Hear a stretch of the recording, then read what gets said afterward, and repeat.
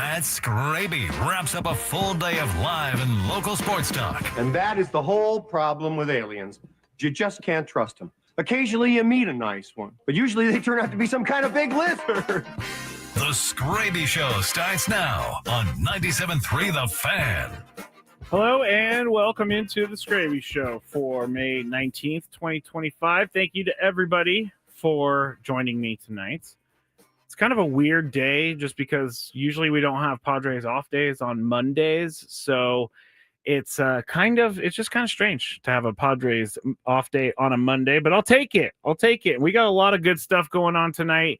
We're going to be talking about the Padres. I have identified two players that I think the Padres, could be in on. And the reason that I say could be is because they are attainable. They're not the big name. They're not the names that everybody knows about. Because when I'm thinking about the Padres trading for a left fielder, I'm thinking about the Padres bringing in someone who is good enough, but not great, easily or contract controllable, things like that. And so I don't even know if I'm sure some of you have heard of these names before, but I really did go through a lot of different stats and different depth charts and different contract situations just to get to these names. And again, I don't want to underwhelm anyone. These names are not household names at all, but I think that they are good names they're good attainable names, which is all I'm looking for here. And one of those names could be in Toronto right now. Maybe AJ Preller's talking to them about a trade. So we'll get to that in just a little bit. And then at the end of the show, I have something very special. You've heard me talk about some of the different video game tournaments that I've called before. Well, we are going to have the man, the myth, the legend who started it all. And we're going to have two of the guys that have helped me do the video game broadcasting. So we're going to do that at the end of the show. If you're interested if you have kids in high school, if you have kids that are younger and you're trying to find something for them to do with their life or trying to get them into something, then maybe this segment at the end of the show will help you, because I really do love what they've done. And I know that if I was a kid these days, I would gravitate towards a program like this. So we're going to talk about that a little bit later. Now, let's get into what happened with the Padres over the weekend. Yes, they got swept by the Mariners. Not fun. I left here Friday thinking that we were going to have a good Padres weekend. Did not work out. I blame the Apple Plus game, because every single time they have an Apple Plus game, I just get mad because I can't watch it because I don't have Apple TV Plus and don't want to pay for the free trial or anything like that. So I end up just listening to it with Tony and Jesse, which I know you could do on the Apple Plus, but I'm a radio guy. If that makes sense to you, this is why I'm here doing radio right now, but I'm a radio guy. So I like listening to them, and I really like to, they do it in a way where it's a talk show during a game. And I love that about them. So they, Friday night, not good with the Apple TV. Saturday, not good. Sunday, not good. I thought with Fernando's leadoff home run, things were going to be changing, but that did not happen. And there's a ton of questions out now about the team after the weekend. And I think that I need to start with left field, because I may have jinxed everything over the weekend. On Friday, I said, hey, left field is not going to lose you games. So until left field loses games, I don't want to do any sort of moving around. Well, left field is now losing you games. And yesterday with Gavin Sheets, I know Chris and I talked about it. And Chris and I, went through everything that happened on that play with him in left field, a 95% chance to catch the ball. He did not. But here's the thing. Gavin Sheets is not a left fielder. So when people are saying, hey, he needs to be off the team now, he's not a left fielder. He's mainly brought in here to be a DH, and he's mainly, maybe first base. Defense is not his thing, but he went out there anyway. He tried. It was slightly embarrassing, but I'm not going to hold that against him too much because he at least went out there and tried to do it. It wasn't the greatest thing in the world, but hey, they needed someone out there. And I do think after this weekend, it is time to look into what to do with your left field position. I'm not going to go catcher because the catcher position, as I was trying to find trade partners and trade names, the catcher position is just too hard to find someone at the major league level that is not going to cost a ton in prospect capital or even major league players right now. It's just too difficult. It's hard to find a good defensive catcher that can hit. We've said it on the roundtable a couple times. It's like finding a unicorn. You just can't do it, mainly because unicorn aren't real to some people. But finding a catcher that can hit and play good defense, very, very difficult. Well, last week on Friday, when I said the whole thing about not needing to change left field yet, I was talking about Jason Hayward, and I was saying that his defense is good enough to get by, even if he can't hit. And so now he's not even in the lineup anymore because his hitting is so bad. It's not something that they're willing to put in the lineup.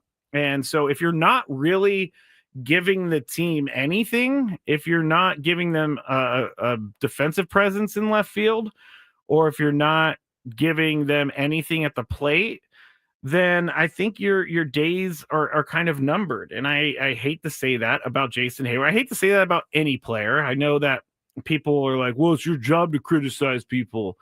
Yeah, it's my job, I guess, to criticize people, but I don't like trying to put them out of a job. But when you are on a team that needs a left fielder that can hit, and you're a left fielder that can't hit, the writing's on the wall to me.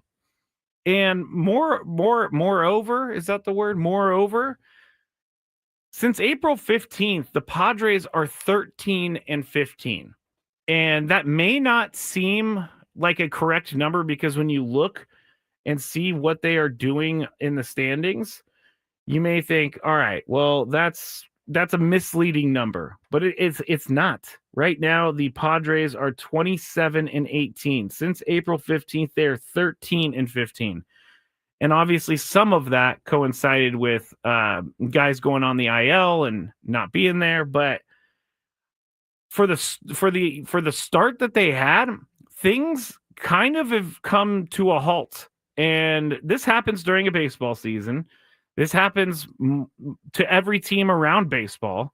There are teams sometimes that get in these funks and they can't make it out of it for 6, 7, 8 games.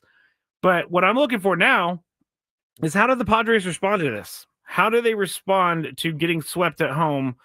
Not for the second straight time in a row, but in back-to-back home weekend series, they were swept. First the Rays, and then you had over the weekend the Mariners. And I have to think that right now the Padres internally are looking for something in left field. They're looking for something that's going to help them out off the bench. Jose Iglesias, I like the guy, but he hasn't been hitting like he did last year with the Mets. He was over 300 with the Mets. He had a great season with the Mets, but I don't ever think that the answer for this team is going to be Gavin Sheets in left field. It was his second start in left this season, and he misplaying that ball and losing the glove over the wall in the process just unraveled that inning because later on they scored 2 runs from that. And Schilt said about the whole thing is that about putting Gavin Sheets in left field. Schilt said, quote, "We have basically occupied the DH spot between Luis Ariz and Gavin Sheets. We like both of their bats and want them in the lineup," end quote. So that's what you're going to get is you're not going to get Luis Ariz left field. Basically, I just keep coming to the same exact conclusion. they need a left fielder.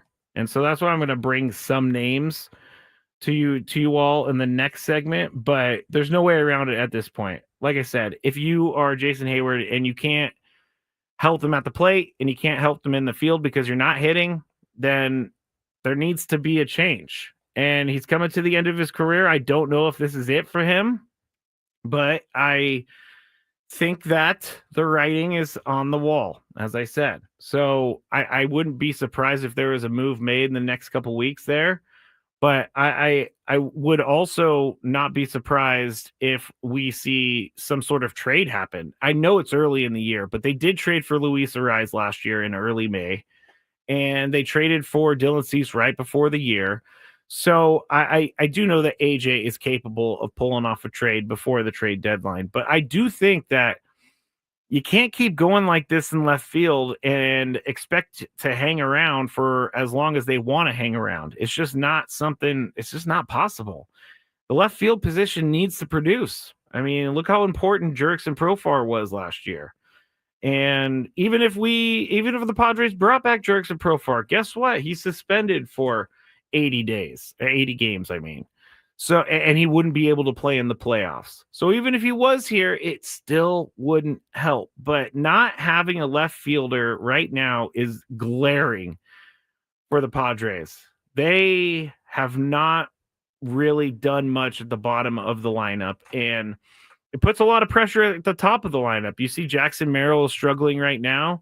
You see Manny Machado didn't have a hit over the weekend. Xander Bogaerts did okay, but you're going to need those three guys to be at the top of their game all the time if the bottom of your order is not going to hit. And the bottom of the order needs to be a change. It needs to be something that can, the bottom of the order needs to at least do a little bit of damage. But when you're doing no damage, you're putting all of the pressure on the front of the order. So you're putting the pressure on Toddy. You're putting the pressure on Luis Ariz, Manny Machado, Jackson Merrill. And I think that in some instances, it may be time for Fernando to get out of the leadoff spot. Not because he's not good at it, but because they need him elsewhere. As Chris said earlier, Luis Ariz can't be the leadoff guy because he clogs up the bases. He's not the fastest guy in the world. It's not that he's not a good base runner, but at the major league level, he's just not one of the guys that you want running the bases when Toddy hits one in the gap, because who knows? Maybe he has to stop at third.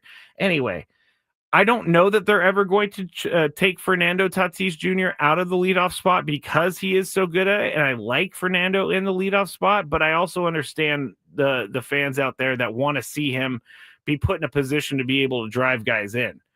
And I have seen Fernando hit all over the lineup before, so I know that it wouldn't be that big of a deal. But I also know that Mike Shildt likes to keep things the same. Not the same as in, like, we're just going to keep running out the same lineup no matter what. He likes to give guys time at their either position or the spot in the order. And Fernando, I like it when he goes up there, hits a leadoff home run, gets everybody pumped up, and boom, Fernando gets the thing going. But I also don't like it when Fernando is not able to drive in runs because no one's on base before him. So there's many different things that you could do in this situation. I think that the left fielder that's going to finish the year with the Padres is not in the organization already. Oscar Gonzalez, we talked about today. Oscar Gonzalez has been granted an unconditional waiver to be able to go and play in Japan. And so he's going to be out now. And they just traded Connor Joe. And so he's with the Reds now.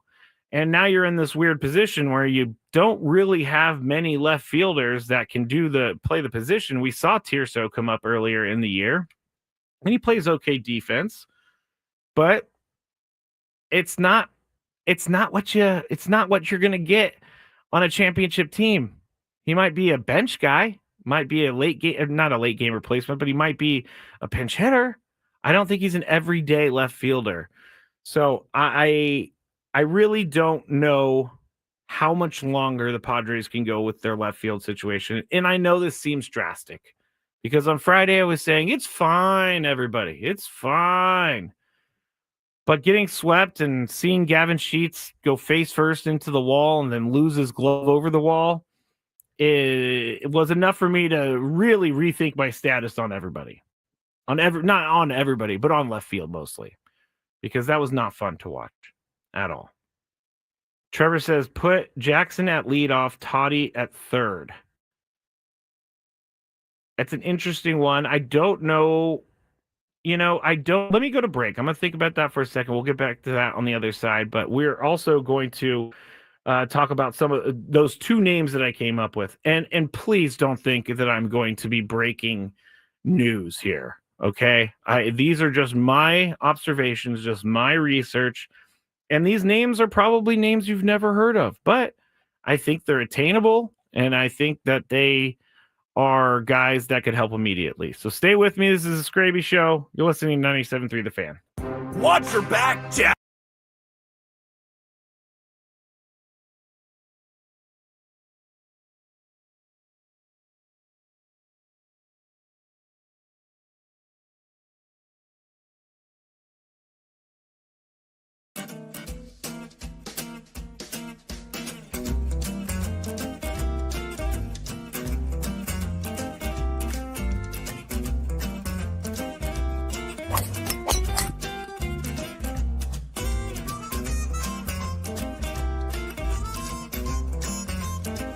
These things, it even tells you, hey, there's a canyon over here. Don't hit it here.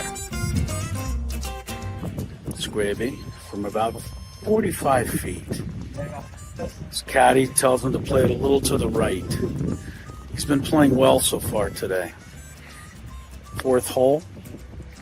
Nice smooth delivery. Hit it too hard.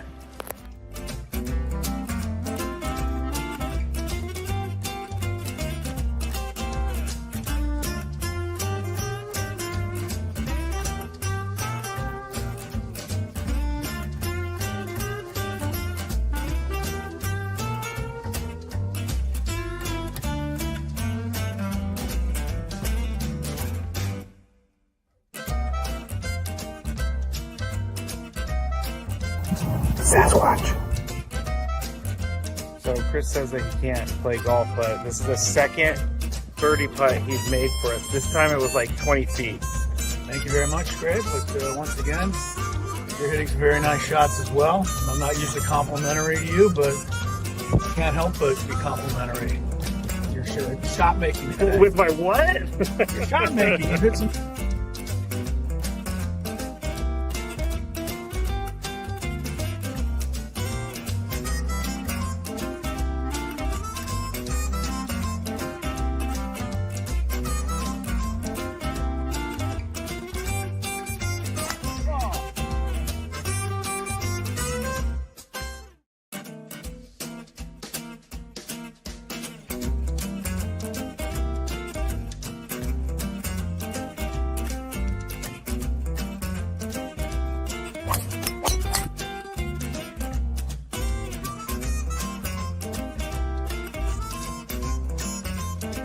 These things, it even tells you, hey, there's a canyon over here. Don't hit it here.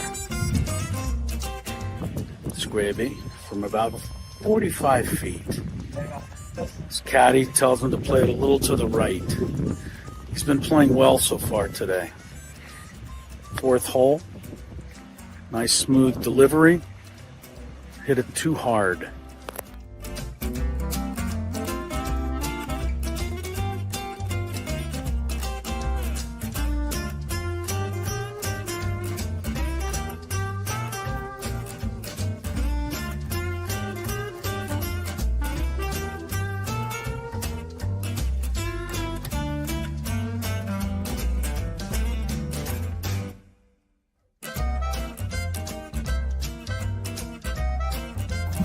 Sasquatch. So Chris says that he can't play golf, but this is the second birdie putt he's made for us. This time it was like 20 feet. Thank you very much, Greg. But once again, you're hitting some very nice shots as well. I'm not usually complimentary to you, but Can't help but be complimentary. Your shot making today. With my what? Your shot making. You hit some.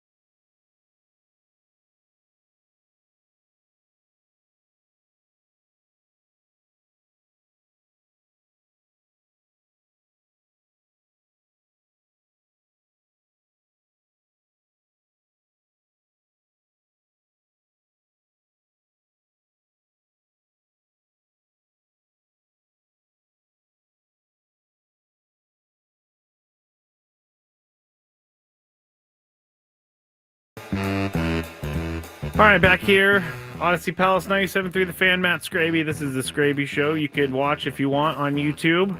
We have a Skrabinator YouTube, which is youtube.com/@Matt's or at the Skraby Show. I'm sorry, let me start that over. youtube.com/@the Skraby Show. Also, you can go 97.3 The Fan. Watch on that YouTube. You can watch on my Twitter @Matt Skraby, and then Facebook 97.3 The Fan as well.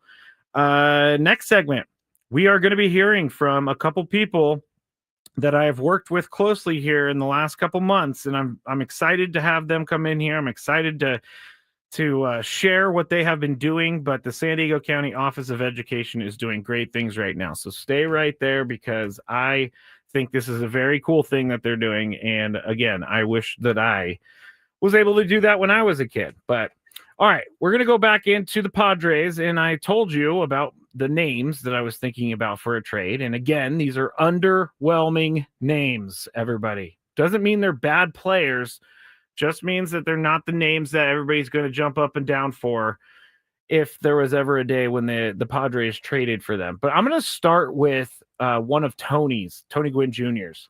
He's been saying this, not that he's been calling for a left fielder to be DFA'd or anything like that. As a former player, Tony would never do that, and I understand that.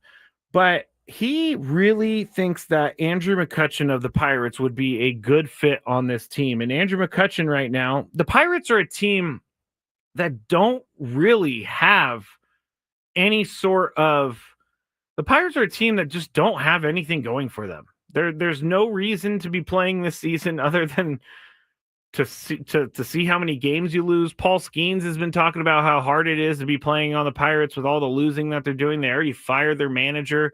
It's not been a good year for Pirates fans or Pirates professionals, not the players, but the front office, because you had the whole thing covering up the Roberto Clemente logo. You had them ripping up all of the bricks outside of the stadium that people paid for.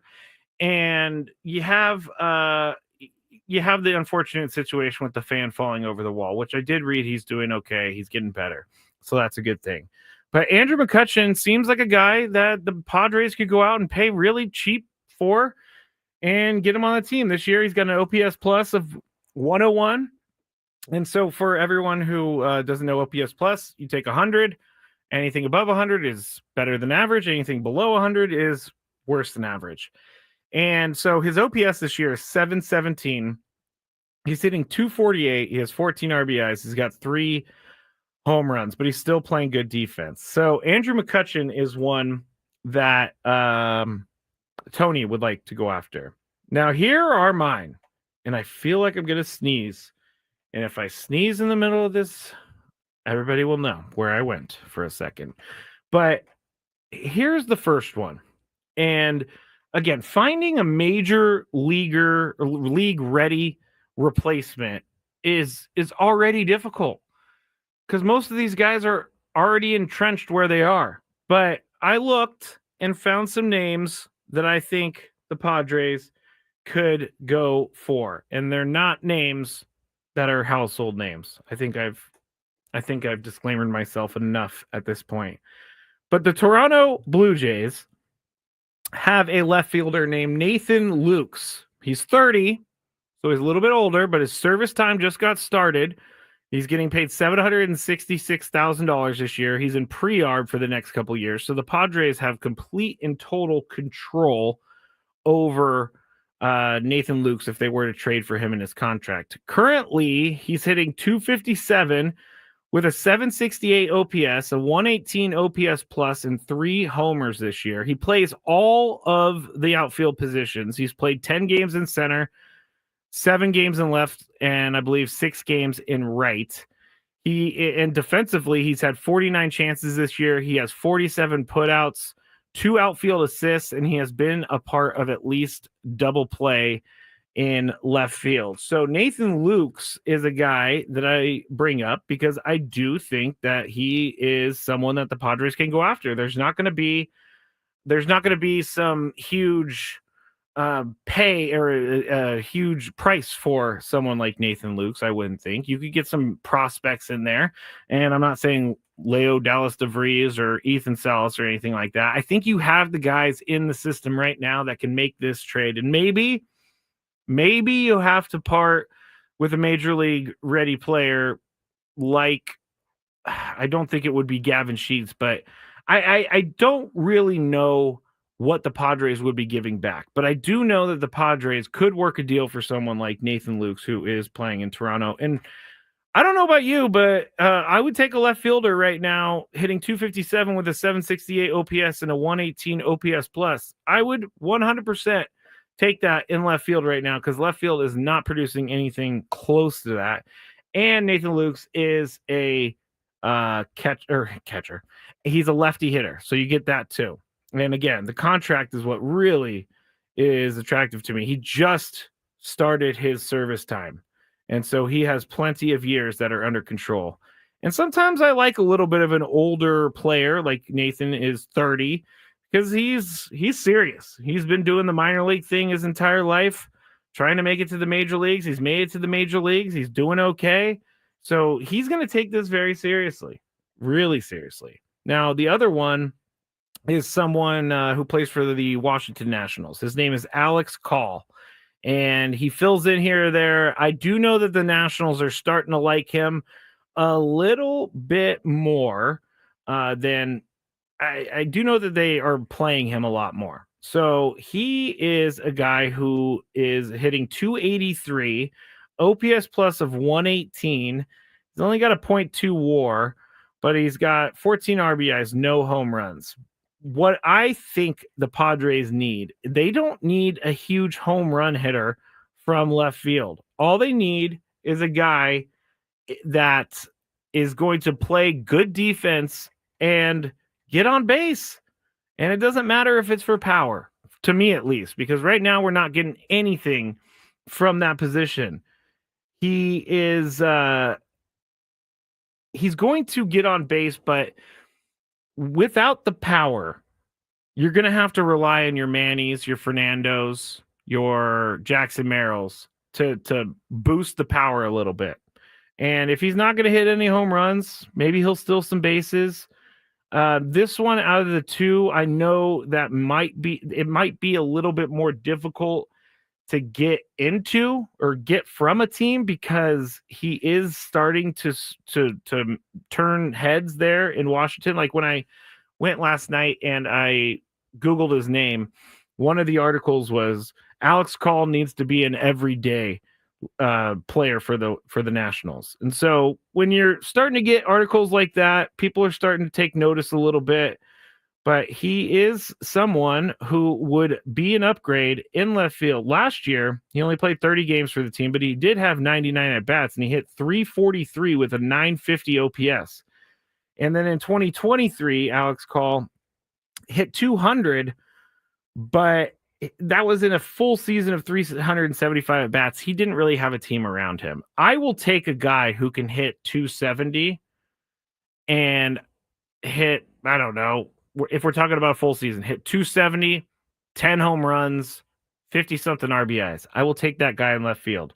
But these are two guys that I saw that were cheaper on the contract route, and they may be gettable. I didn't want to go to some of the big names. I didn't want to go to Cedric Mullins. I didn't want to go to Luis Robert Jr. because then you're really throwing everything at those guys to try to bring them in.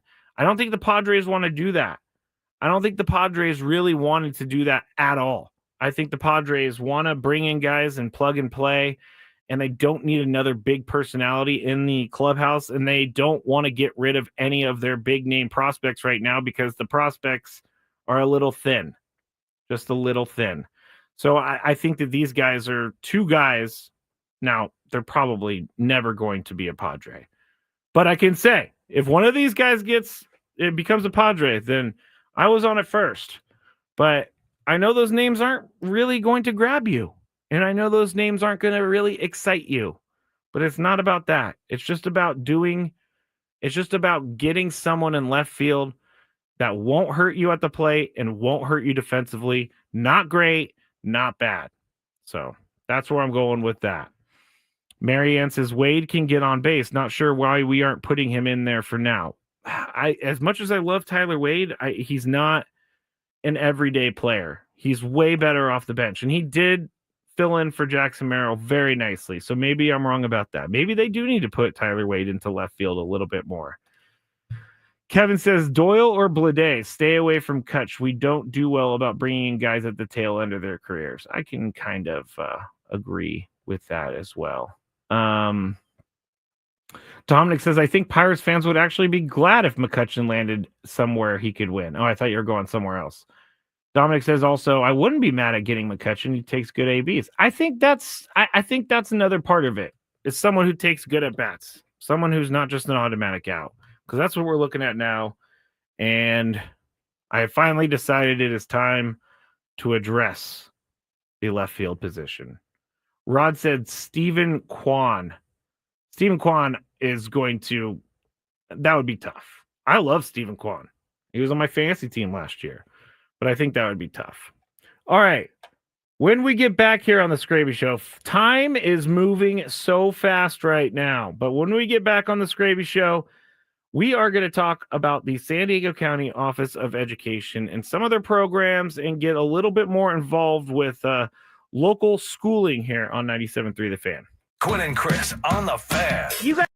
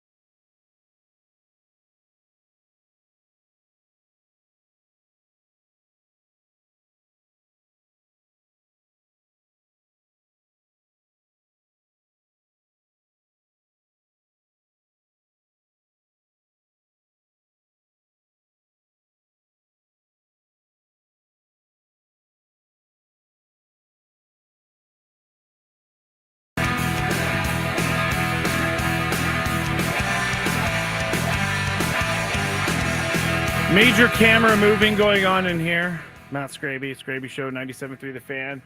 Have a very, very fun segment coming up here right now because I actually got into this situation because I was playing fantasy baseball with my guy Chris. And Chris texted me one day and said, hey, I'm trying to put together this video game thing for high school, and we kind of need someone to announce it. Would you be willing to announce it? And I said, I don't know anything about video games, but yes, I will announce it. And so Chris was awesome enough to have me down there and announce, and I've got to meet all of the great people here at the San Diego County Office of Education.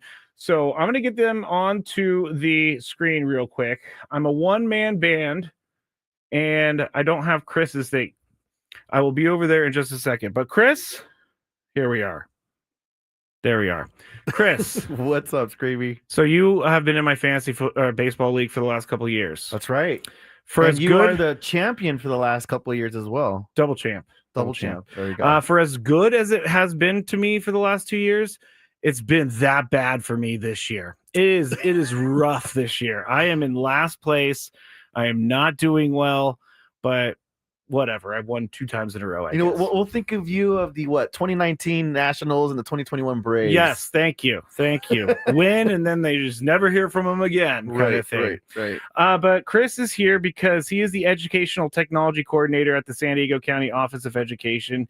And I'm just going to start you up with this, and then I'm going to come over and get your camera ready while you're talking. Absolutely. But can you help us? Because this is new to me. This is new to a lot of people. Mm-hmm. But for people who don't know out there, can you help us understand what esports is and why it is gaining so much momentum in education? Absolutely. So esports is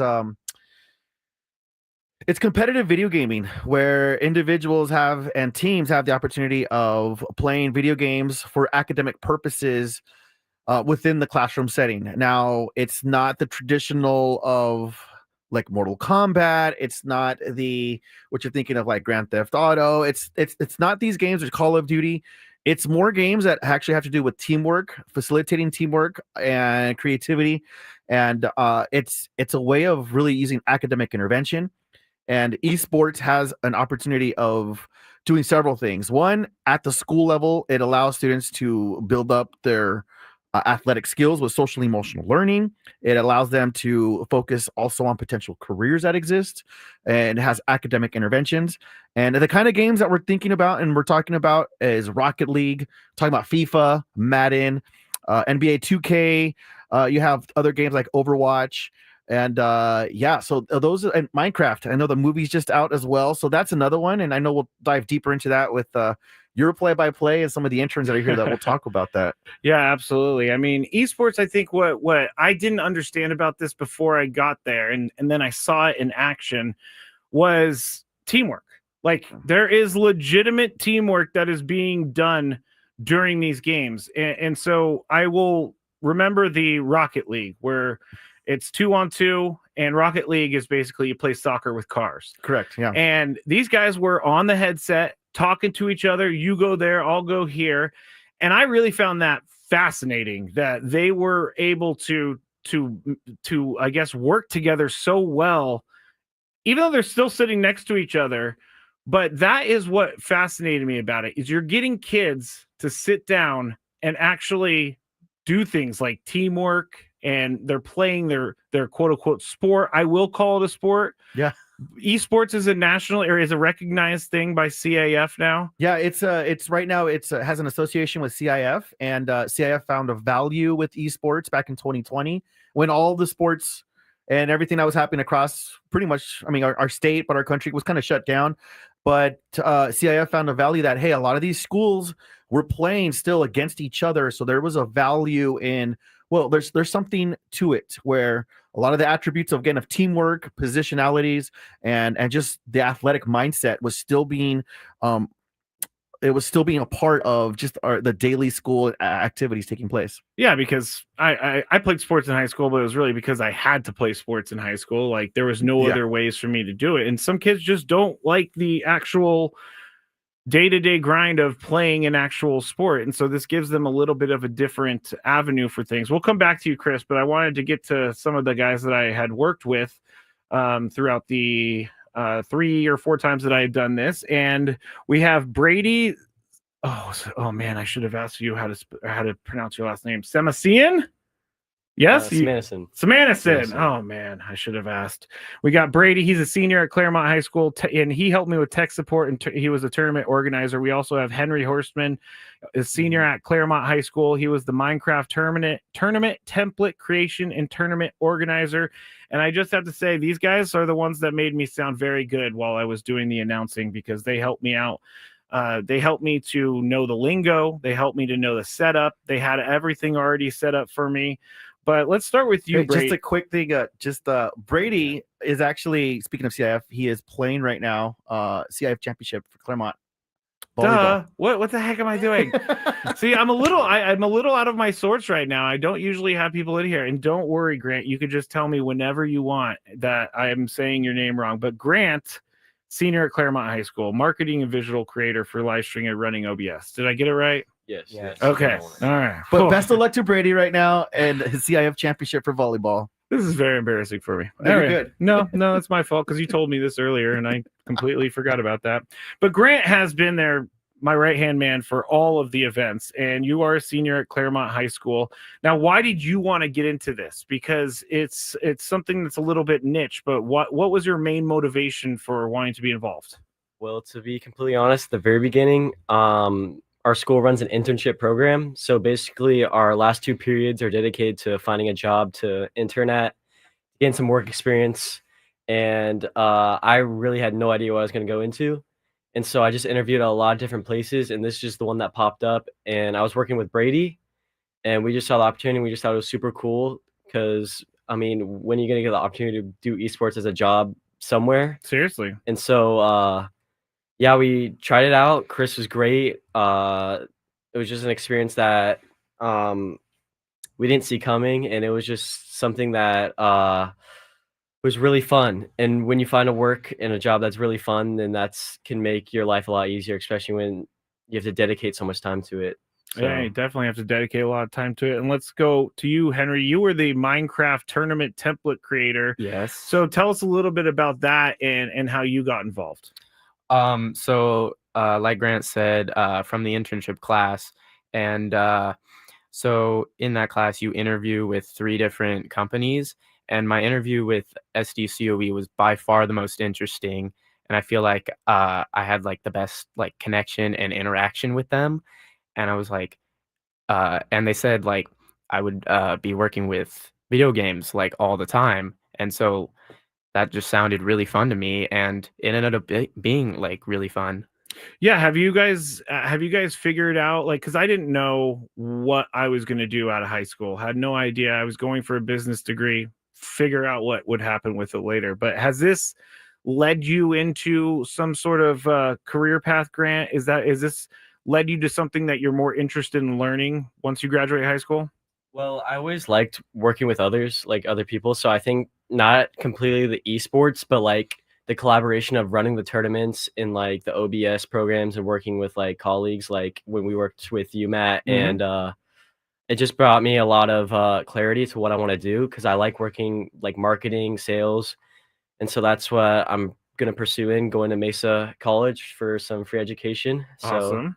That's good that's- stuff. yeah. What about you, Henry? Have you found anything from this program that maybe steers you in the right direction? Yeah, it definitely like influenced my like perception of education.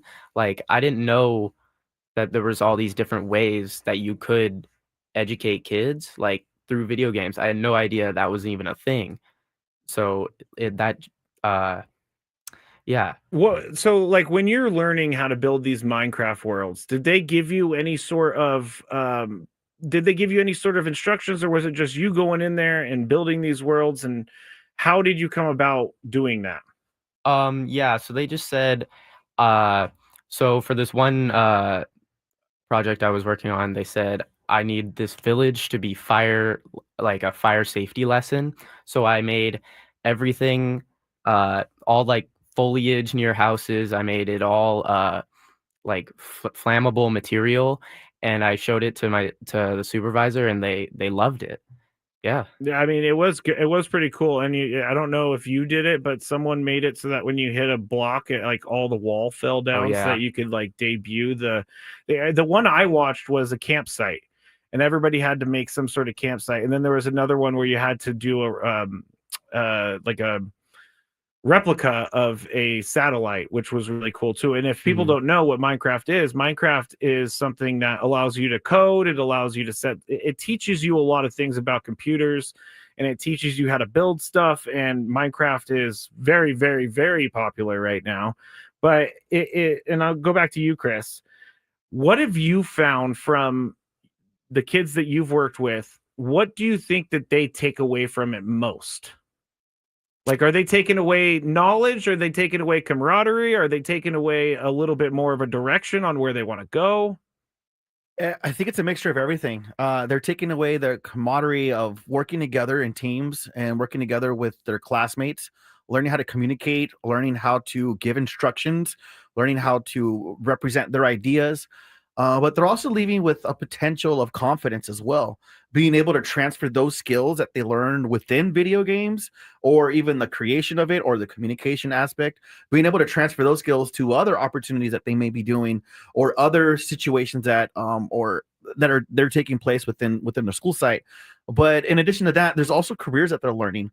They get to learn, as you know, as you've been a part of it, the whole play-by-play and being able to shoutcast. That's what they call it. It's called shoutcasting, which is very different for me. But yes, shoutcasting.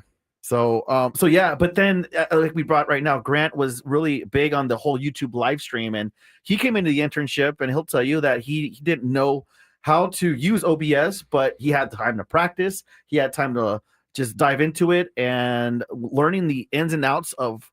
We had several live streams that were happening. No one knew about it, but creating different graphics to go with it. So you look at just the production side of it, and we watch even kind of like when we talk about seeing what you all do here at 97.3 The Fan, and just seeing like the brackets and seeing like the media that goes behind it. Now what you do behind your YouTube lives, and saying that this is very similar to what a live streamer is doing that's producing video games. So there's a huge plethora of just beneficial components that students are taking from just being a part of esports as a whole. And you're trying to expand this a little bit more, right? Not just the esports.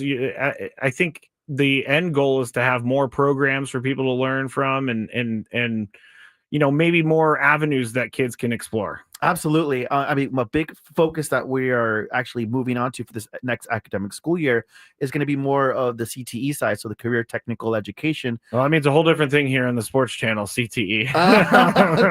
Just kidding. What was it? What did it stand for? Career technical education. Okay. So it's where students actually kind of like what Henry, Brady, and Grant have the opportunity of kind of diving into what life would be like as a producer, as a I don't want to say social media influencer, but more like just an entertainer, more like a personality, kind of like what you all do here at 97.3 The Fan. But how does that look like? But there's aspects that go with that. So beyond that, the other aspect of looking at this is just kind of looking at the social, emotional, mental well-being of students, of athletes.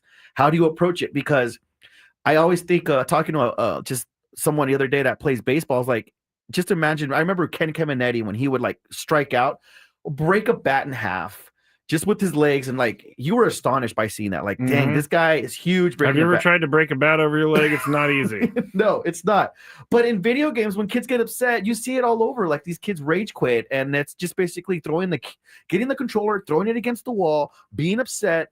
So it's one of those things like, hey, let's learn how to win and lose with some grace, and let's not destroy our controllers. Yes. And so it's just those types of aspects of being able to teach students how to self-regulate their emotions when they are playing video games. Yeah, what I thought was pretty cool about everything is some of these kids are very quiet. They're not like, they don't want attention. But when you get them in their environment and when you see them in action, it's really cool to see them come out of their shell and just be in it. And I think that helps kids to kind of realize that, hey, maybe I can talk to people a little bit more than I do. Maybe I'm not, maybe I shouldn't be as shy as I once was, because that's what I saw. I saw a bunch of kids trying to talk to each other and connect and all of that stuff. And Well, I even love the interviews that you were doing, there were certain students that a lot of the teachers that were there and their parents are like, I've never seen my kid interact with anyone like this. But you got them talking about a Minecraft build, about something that they enjoy, and they tapped into an area and characteristics that even the parents and teachers were shocked because they don't see that in the day-to-day normal classroom. No, they definitely don't see that. I want to go back to you guys over there, Grant and Henry. Now we'll start with you, Henry. But what is one thing that you learned that you didn't know when you came in there? Well, it was kind of like my first time in like a real workplace, so I definitely learned like professional communication and definitely like collaborating with my other interns and also my supervisor. Yeah. All right. What about you, Grant? New thing I learned probably mostly was the OBS streaming. I came in with Brady, and Brady was kind of a IT tech nerd compared to me because I had no idea what I was doing. And so just learning like how to work like with the PCs. Like originally I didn't even know how to update some of the games, which Brady was like, what are you doing? Like he was just showing you what to do. And so you kind of got into that. And I think that's important too. Being in a workplace for the first time. I remember when I went into a workplace for the first time, I was a bagger at Vaughn's. I wasn't ready for it. I didn't know how to handle it. So this is a pretty cool way to get into it. Now, Chris, looking ahead to summer camps. You have summer camps. I posted the link in the YouTube chat. You can tell people where to find it, where to find your social media, because I'm sure you have it up. But tell us about some of these events that are coming up. Yeah, so the link's in the chat, but if you're listening to it right now on the radio or whatnot, but if you go to sdcoe.net/LVIC-camp, you'll find 3 different camps that are taking place. First off, we're talking about esports. We have 3 different esports camps that are taking place where students are going to learn about teamwork, social skills, game design, strategy. We have some Nintendo personalities that are going to be speaking in as well. And those are 3 different weeks. Mario? Actually, yes, she's a voiceover for Nintendo. Oh, yeah, I was joking. So, yeah, there we go. That's kind of seriously. awesome. But at the same time, speaking of career technical education, we do have a 3D printing camp that's taking place in the same venue. So students learning how to 3D print. But this is really cool. One of my colleagues, Carrie Lane, does a lot of 3D printing for like prosthetics for like injured animals. So wow, yeah, so that's awesome. And then the last one is a drone camp. So students actually learning how to fly drones and learning what it takes to get their FFA license in the future. And how do I sign up for this camp? Just go to sdcoe.net/LVIC-CAMP. So again, it's sdcoe.net/LVIC-camp. I'm going to be putting this up on my social media as well after the show at Matt Skraby, MATTSKRAB as in boy, Y. But Chris, last one for you, and then I want to get one last thing from my guys over there. Why should parents be paying attention to this right now? To the parents who are like, yeah, whatever, I'd rather than play a sport. What would you tell them? First off, there are opportunities even within college when it comes to scholarships and higher education. In addition to that, we're living in the digital age where Generation Z and even those below that, this is what they know. So why not create a space where parents, teachers, and coaches can mentor kids and show them like, okay, this is how you interact with people, but we're also using something that entertains and keeps kids focused and just on the path. It definitely keeps them on the path. A couple comments from the chat. Dominic says, great job, Skraby. I didn't really do anything, but thank you, Dominic. Seeing the optimism and energy of young people is always refreshing, and I 100% agree. Cole says, these kids sound like they have a good head on their shoulders, much more mature than I at that age. I'd be making excrement jokes, is what I'll say. And then we have M. McKee. Love the consideration for the mental and emotional aspect of this. So people are out there seeing this, and Emeki also says, can't stop technology, but we can support responsible usage and teaching of it. And I think that's also a very important comment. But for you guys, let's go. Oh, we got one more comment from a lot of college programs that have been giving scholarships for the players are also starting to give scholarships for the casters and production teams. Wow. Okay. So that could be something that an avenue someone can explore. But Grant, if someone was asking you, I kind of want to work there, I'm not sure about it though, what would you tell them? Well, first I'll tell him talk to Mr. Garcia because he's honestly an awesome supervisor. I loved working with him through my full year in the program. I would also tell them that it really works on like your connections, like even going on the show. This is like a huge opportunity, meeting new people. And so the biggest thing about work nowadays is meeting new people, making new connections, because in this modern space with technology, you don't know what a connection can bring you. So I think just meet new people and don't be afraid to ask questions and talk to others. What about you, Henry? What would you say to someone? Because you both had different experiences, but doing the same thing.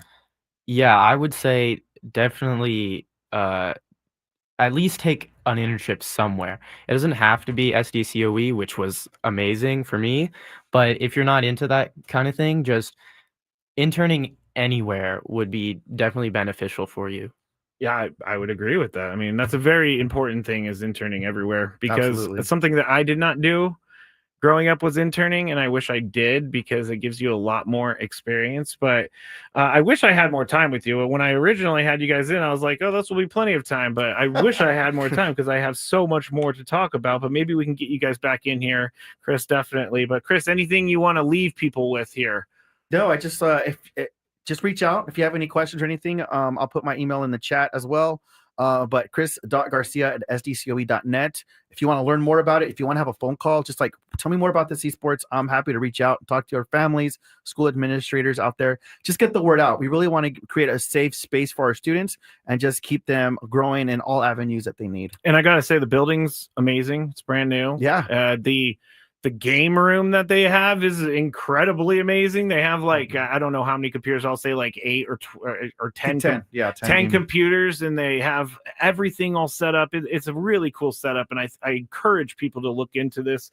Again, I'm going to post the link on my social media at Matt Skraby. Chris is going to put his email into the chat so you can get to him there. But I appreciate you guys coming in, and I'm sorry, Grant, for calling you Brady. I was just It's okay. I was It's just okay. looking at you, and I was like, I know I'm calling him the wrong name right now.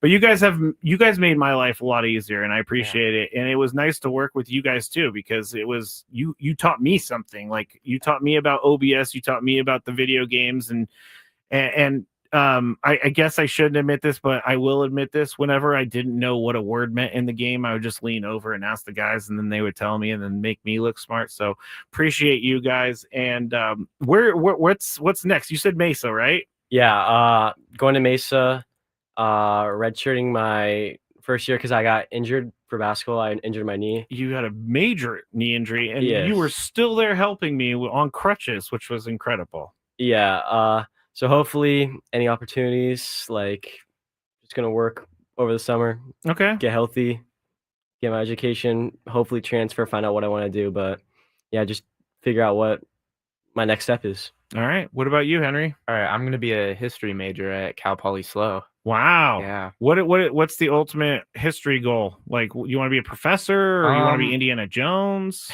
Maybe Indiana Jones. That would be cool. I'm not really sure what I want to do with that, but I just know I'm interested in history, so we'll see where that takes me. History is very cool. Very cool. All right. Well, thank you guys for coming in.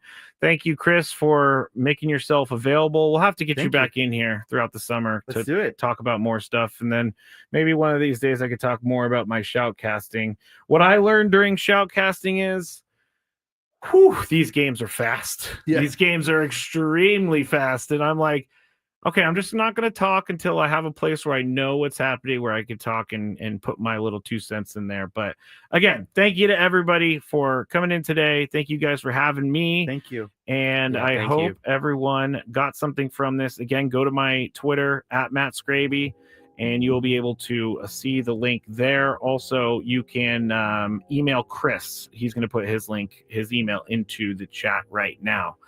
All right, that does it for the Skraby Show. Tomorrow, the Padres are back at it against the Toronto Blue Jays. 4:05 first pitch. We'll be on until 3:05. And Bennett Woods start at 6 a.m. on 97.3 The Fan. Have a good night, everybody.